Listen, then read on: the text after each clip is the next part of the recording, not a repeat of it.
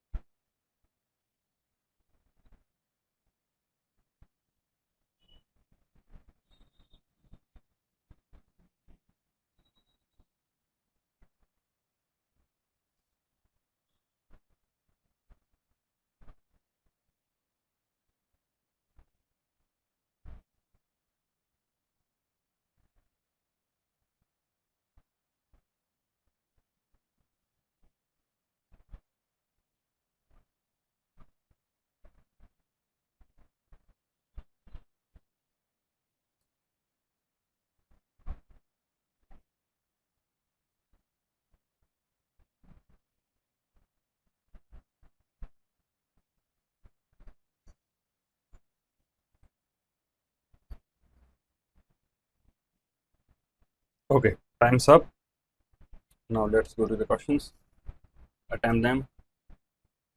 Write your answers. अपने answers लिख लेना, फिर अपन पैसे डिस्कस करेंगे, देन आंसर्स बताएंगे.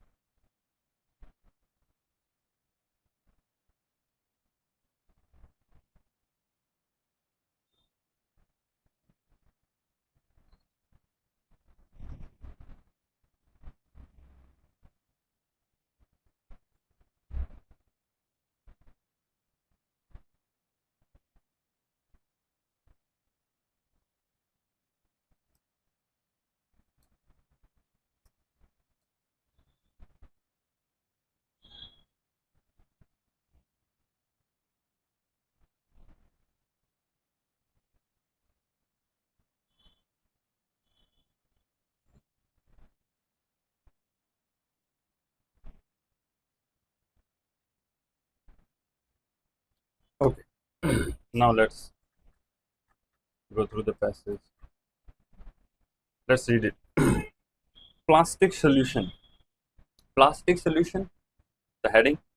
द हिंदू का है ये, आज 8th of May है और 8th of May का ये अपना पैसेज है. Plastic solution. Plastic pollution can not stop by treaties. Plastic pollution जो है वो ट्रीटीज से स्टॉप नहीं हो सकता without investing in alternative. Without investing in alternatives. Alternatives में आप जब तक इन्वेस्ट नहीं करोगे कि प्लास्टिक का ऑल्टरनेटिव क्या हो सकता है, जब तक वहाँ इन्वेस्ट नहीं करोगे तब तक सिर्फ ट्रीटीज करने से बातें नहीं बनेगी. सी न्यूज़पेपर जब आप रीड करते हो आपको एक हेडिंग दिखती है, उसकी सब हेडिंग दिखती है, but you are not suppose to read just after reading the headlines, है ना. हेडलाइन पढ़ लिया आपने और उसके बाद आपने पैसेज पढ़ना स्टार्ट कर दिया. ऐसे मत करो. आप पहले हेडलाइन पढ़ने के बाद और उसकी सब हेडलाइन पढ़ने के बाद आप एक बार आंख बंद करके सोचो कि जो ऑथर है वो क्या कहेगा. अब लेट्स गेस. अपन खुद सोचते हैं कि वो क्या कहेगा. कुछ आइडियाज खुद से कम 1 या 2 मिनट दो खुद को. सोचो कि भाई अगर मैं लिखता या ऑथर लिख रहा है तो वो कैसा लिखेगा, और फिर उसको रीड करो. धीरे धीरे ये आदत डेवलप हो जाएगी ना जब. Then you will find that almost all the things which the author is going to say you have got it already. आपने पहले से उसको पकड़ लिया. So the global plastic treaty, जो ग्लोबल प्लास्टिक ट्रीटी है, एन एम्बिशियस इनिशिएटिव. एम्बिशियस मतलब महत्वाकांक्षी, मतलब जो अपनी आकांक्षा होती है ना, ऐसा करेंगे वैसा करेंगे. Ambitious initiative involving at least 175 United Nations member. 175 United Nations के कम से कम इतने मेंबर आ गए हैं. To eliminate the use of plastic. Plastic को खत्म करने के लिए कंक्लूडेड. वो किस में कंक्लूड हुई है ये treaty? It's 4th round of negotiations recently. चौथा राउंड निकला है इनका इस ट्रीटी का. The goal is to finalise a legal document. एक ऐसा गोल जो फाइनलाइज करेगा लीगल डॉक्यूमेंट का बाय द एंड ऑफ 2024 के एंड तक, विद टाइमलाइंस. उन टाइमलाइंस के साथ. टाइमलाइंस में क्या होगा? When countries must agree to curb plastic production. Plastic production कब कंट्रीज एग्री करेगी. Eliminates its uses. कब प्लास्टिक के यूजेस को खत्म करेगी. That create wastage. वो यूसेज जो वेस्टेज क्रिएट करते हैं. Ban certain chemicals. Certain chemicals को कब बैन करेगी? वो केमिकल्स कौन से हैं? यूज्ड इन इट्स प्रोडक्शन, जो उसके प्रोडक्शन में, and use in its production, वो सर्टेन केमिकल जो प्लास्टिक के प्रोडक्शन में यूज किए जाते हैं. And set targets for recycling. और रिसाइकलिंग के लिए वो कब टारगेट सेट करेगी, ये सब कुछ टाइमलाइन में मेंशन था या बात होनी थी उसकी. अनफॉर्चुनेटली बदकिस्मती से an agreement is not in site. जो अग्रीमेंट है कि ये सब कंट्रीज आएगी एक साथ और फिर डिसाइड करेगी कि कब करेंगे, इज नॉट इन साइट. वो दिख ही नहीं रहा है. That means not possible. There is yet another round, एक और राउंड निकला है ऑफ नेगोशिएशंस का, scheduled in Busan South Korea this November, November के कोरिया में एक बार और मीटिंग होगी, अभी तक कंक्लूड नहीं आया है, इसका कंक्लूजन जो है वो अभी तक नहीं आया है। The primary hurdles are economic, main hurdle क्या है? इकोनॉमिक। सी अगर आप पैसेज रीड करें और आपको इस तरह से वर्ड दिखे प्राइमरी हर्डल, तो उस पर स्टार या कुछ लगा लें, या कम से कम इस इंफॉर्मेशन को अपने माइंड में बैठा लें, क्योंकि इससे रिलेटेड क्वेश्चंस बन सकते हैं। प्राइमरी हर्डल क्या थी? और अब जब आप पूरा पैसेज पढ़ोगे तो ऑफ कोर्स ये बहुत सारी हर्डल्स के बारे में पढ़ेगा, बताएगा, और देन आप भूल जाओगे कि प्राइमरी हर्डल क्या थी, क्योंकि प्राइमरी हर्डल तो उसने एक सिंगल सेंटेंस में खत्म कर दी। सो इसको आप माइंड में रखा करें, इस टाइप की इन्फॉर्मेशन जब मिलती है, प्राइमरी हर्डल क्या है। और जो मॉक बनाने वाले या जो आपके एग्जाम में जो आपके जो आपके एग्जामिनर होते हैं, जो ये आपके सब कुछ टेस्ट वेस्ट बनाते हैं, वो इन इन्फॉर्मेशन पर जरूर क्वेश्चन डालते हैं, जो वेरी लाइकली होता है कि जो स्टूडेंट है वो मिस कर देगा। Oil product producing and refining countries, oil produce करने वाली, रिफाइन करने वाली countries such as Saudi Arabia, United State, Russia, India, Iran are reluctant, unwilling, unwilling मतलब नहीं करना चाहते, about hard deadlines to eliminate plastic production, plastic production को खत्म करने की जो हार्ड डेडलाइंस है उसको लेकर के वो अनविलिंग है। कौन कौन? Oil product producing and refining countries. A कोalition of African countries, African countries का एक गठबंधन, कोalition गवर्नमेंट होती है, गठबंधन की सरकार, supported by several European Nations, बहुत सारे उसके काफी यूरोपियन नेशंस ने भी सपोर्ट किया इन कंट्रीज को, is in favour of a year, वो जो कोalition है वो कोalition किसके फेवर में है? ऑफ अ ईयर अराउंड 2040, के 2040 के आसपास कोई भी एक साल पकड़ लो, और तेज है ना, 40 के आसपास तो कोई भी हो सकता है ना, आप 35 से लेकर के 45 तक का तो मान ही सकते हो कम से कम, कि कोई भी एक ईयर आप रख लो, to ensure that a timeline for reduction is in effective, जो टाइमलाइन होगी रिडक्शन की वो इफेक्टिव रहेगी। देयर इज ऑल्सो डिसएग्रीमेंट, और भी बहुत डिसएग्रीमेंट है, एक तो टाइमलाइन के लिए, और क्या है? There is also disagreement on whether contentious मतलब controversial elements in the treaty should be decided on by vote और कंसेंसस। कह रहा है कि कुछ ऐसे एलिमेंट हैं प्लास्टिक के यूसेज में या उसके क्रिएशन में, there is also disagreement on whether contentious मतलब controversial elements in the treaty, treaty में कुछ ऐसे एलिमेंट्स भी हैं जो कंट्रोवर्शियल है, शुड बी डिसाइडेड, वो जो कंट्रोवर्शियल एलिमेंट्स है वो डिसाइडेड कैसे होने चाहिए? बाय वोट और कंसेंसस, मतलब एक वोट करवा दें उनके लिए, मेजोरिटी, वोट मतलब मेजोरिटी जीतेगी, और कंसेंसस मतलब सबकी राय ली जाएगी, एक ने भी मना कर दिया तो फिर कंसेंसस नहीं रहा, तो फिर तो क्या हो जाएगा? फिर तो मेजोरिटी जीतेगी। अगर आपने एक ने भी मना कर दिया तो फिर कंसेंसस नहीं रहा, और फिर भी बात मानोगे तो फिर तो वोट हो गया, मेजोरिटी जीत गई। So consensus, the latter, latter किसके लिए आ रहा है? इसके लिए, the latter implying that every country has a veto, अगर कंसेंसस पे गए तो फिर तो क्या हो जाएगा कि सबके पास एक वीटो होगा, एक ने भी मना कर दिया तो फिर तो मेजोरिटी हो जाएगी।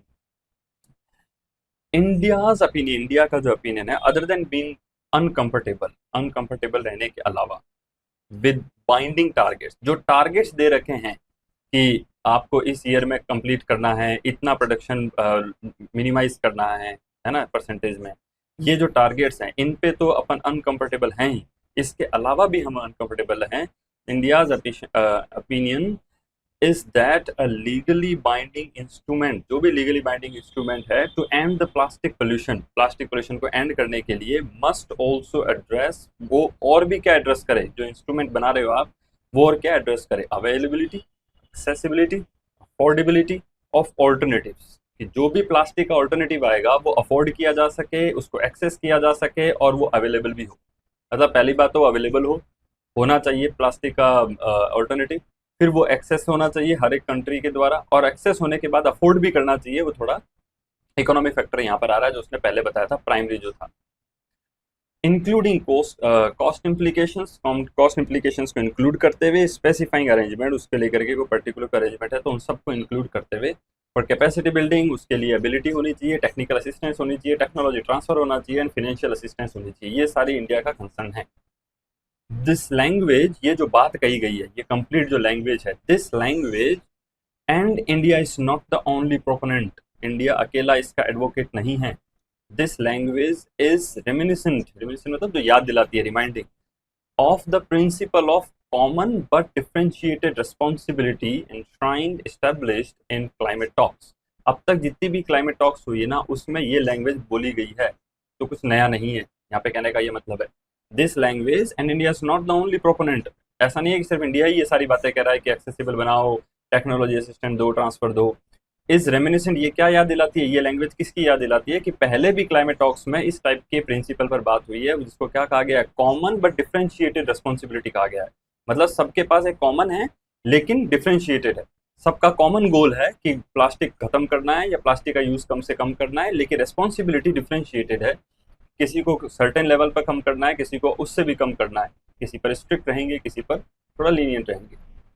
अंडर दिस किस पे, under this principle, under this responsibility, under this language, under this countries must have a common target. Countries के पास एक कॉमन टारगेट होना चाहिए, कॉमन टारगेट होना चाहिए।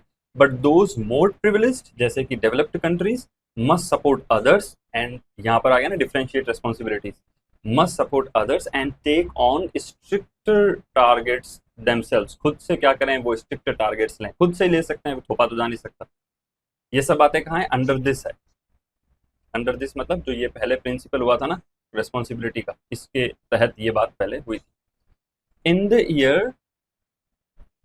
Year that the plastics treaty was mooted propose, उस साल जब ये प्लास्टिक ट्रीटी mooted हुई थी, उस पर प्रपोज हुई थी, mooted मतलब प्रपोज, इन 2022 में India brought into effect, India क्या लेके आया था, इफेक्ट में लेके आया था the plastic waste management amendment rules 2021। India अपने अंदर क्या लाया, मतलब इंडिया में क्या हुआ था, plastic waste management amendment rule आया था दैट बैन 19 कैटेगरीज, उसने 19 कैटेगरीज को बैन कर दिया ऑफ सिंगल यूज प्लास्टिक की। It however does not include plastic bottles, ये मतलब ये जो ट्रीटी थी या जो रूल था, इस रूल के अंदर प्लास्टिक बॉटल्स जो थी उसको इंक्लूड नहीं किया गया, even those less than 200 ml, 200 ml से नीचे वाली भी, and multi layered packaging boxes, जो मल्टी लेयर्ड पैकेजिंग बॉक्सेस थे एज इन मिल्क कार्टून, उनको भी इंक्लूड नहीं किया गया। Moreover, even the ban on single-use plastic items is not uniformly enforced nationally.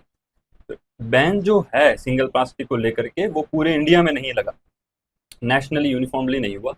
With several outlets continue to retail these goods, बहुत सारे outlets हैं जो अभी भी इसको बेचते हैं।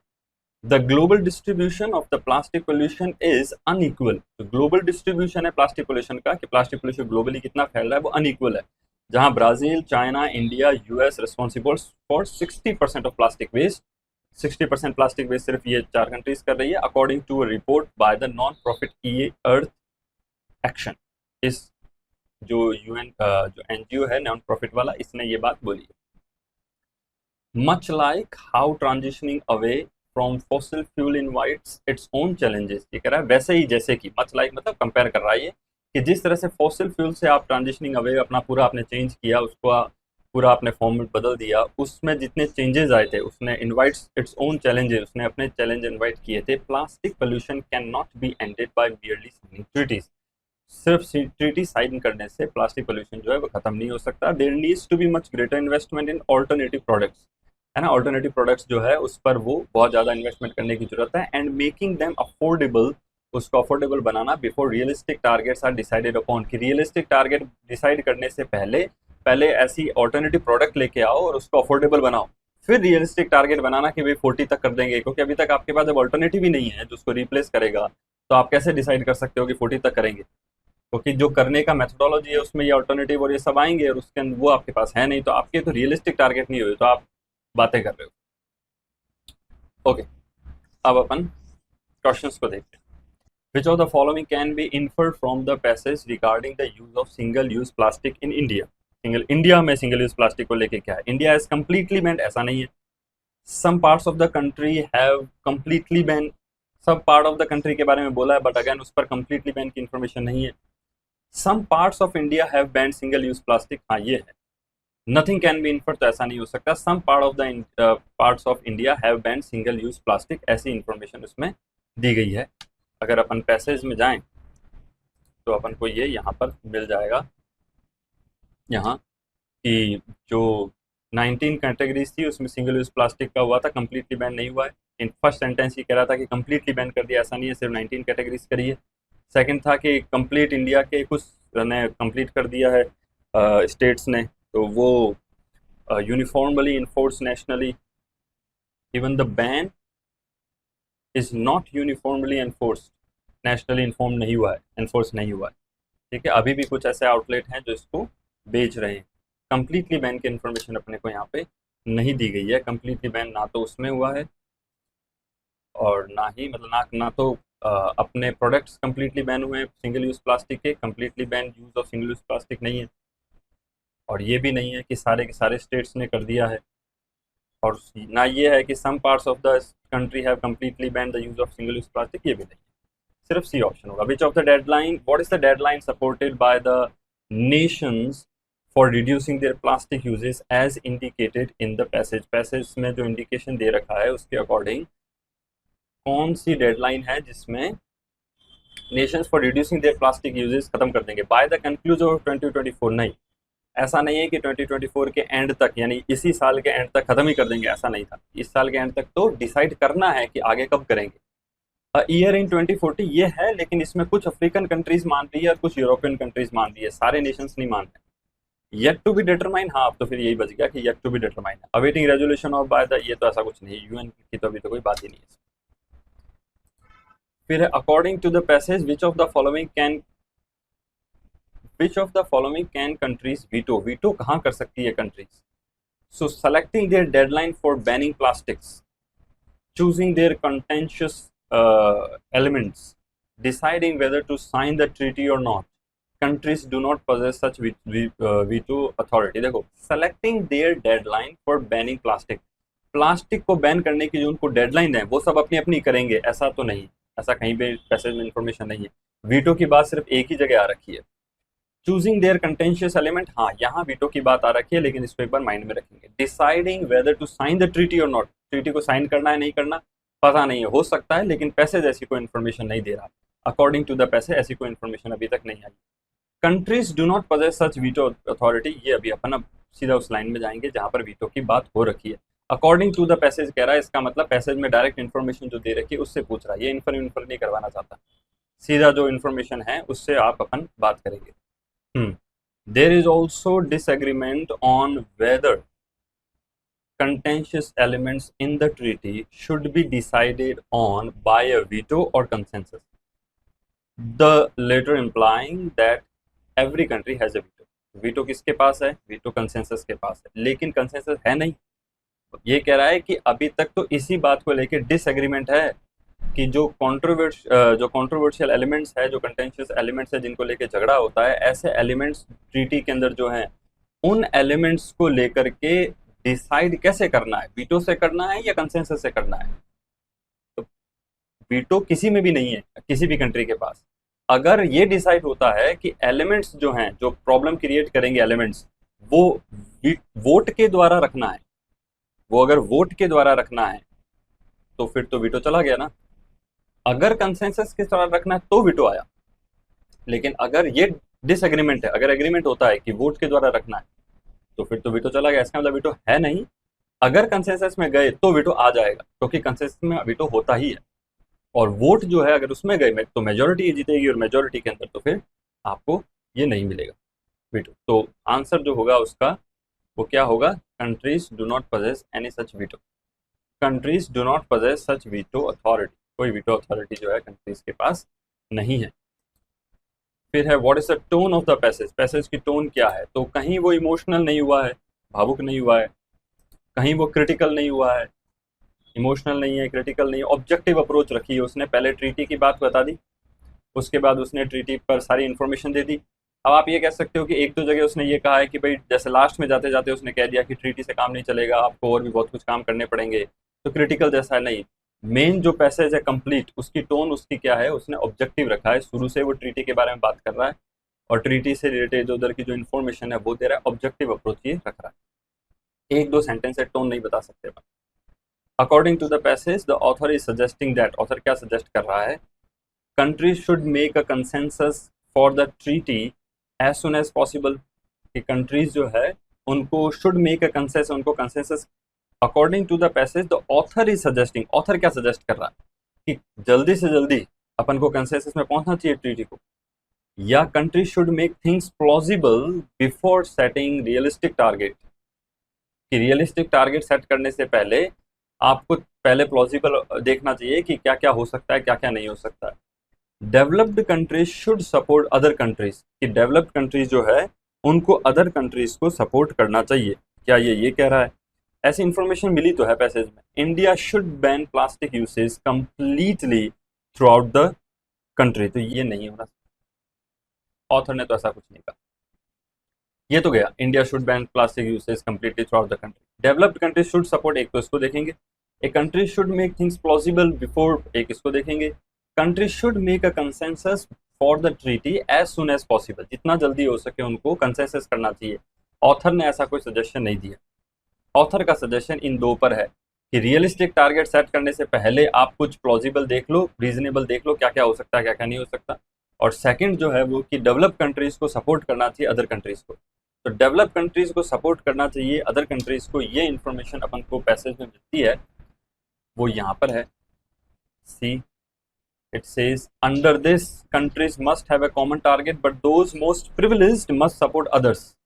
लेकिन ऐसा ऑथर नहीं सजेस्ट कर रहा है। ऑथर तो पैराग्राफ के अंदर ये बता रहा है कि अंडर दिस ऐसी बात हुई है। ये अंडर दिस क्या है कि कॉमन बट डिफरेंशिएटेड रेस्पॉन्सिबिलिटी, जो कि अब तक की क्लाइमेट टॉक्स में हुई है। तो अगेन ये यहाँ पे इंफॉर्मेशन दे रहा है, खुद की जो राय है वो नहीं दे रहा। ये इंफॉर्मेशन ये दे रहा है कि क्लाइमेट टॉक्स जो है उसके अंदर कॉमन बट डिफरेंशिएटेड रेस्पॉन्सिबिलिटी की बातें हुई है, और उसके अंदर ये बात डिसाइड करी गई थी कि must have a common target countries के पास होना चाहिए, जिसमें मोस्ट प्रिविलेज जो है वो अदर को सपोर्ट करेंगे, डेवलप जो है वो अदर को सपोर्ट करेंगे। लेकिन ये ऑथर सजेस्ट नहीं कर रहा है। ऑथर का सजेशन जो है वो पैसेज के शुरू में मिलता है या एंड में मिलता है। जो एंड में यहाँ पर वो दे रहा है सजेशन कि अल्टरनेटिव प्रोडक्ट्स जो हैं and making them affordable before realistic targets are decided upon. Realistic target, plausible, reasonable target set करने से पहले आप क्या करो, एक अल्टरनेटिव प्रोडक्ट्स पर काम कर लो, उस पर बात कर लो। और ये इंफॉर्मेशन अगर अपन ध्यान रखें, there needs to be much greater investment in alternative products and making them affordable before realistic targets are decided upon, ये ऑथर ने कहा है। और फिर इसके अकॉर्डिंग जब आप इसको रीड करोगे, then you get the answer, countries should make things plausible before setting realistic targets, should ban plastic uses completely throughout the country, ये तो खैर था नहीं। ये developed countries should support other countries, ये इंफॉर्मेशन है लेकिन ऑथर की नहीं है। ऑथर सजेस्ट नहीं कर रहा है, सजेशन नहीं है ऑथर का। ये तो अंडर दिस करके आया था, तो जैसी इंफॉर्मेशन दी गई थी वैसी की वैसी इंफॉर्मेशन उसने इंफॉर्मेशन रखी थी। और country should make a consensus, ऐसा नहीं, वो ऐसा भी नहीं है क्योंकि ऑथर खुद कह रहा है कि कंसेंसस से आने से पहले, एज सुन एज पॉसिबल नहीं। ऑथर तो कह रहा है कि कंसेंसस से आने से पहले आप डिसाइड कर लो कि ऑल्टरनेटिव क्या है और उस पर कैसे काम किया जाएगा, फिर आना इस पर। So that's it for today, thank you.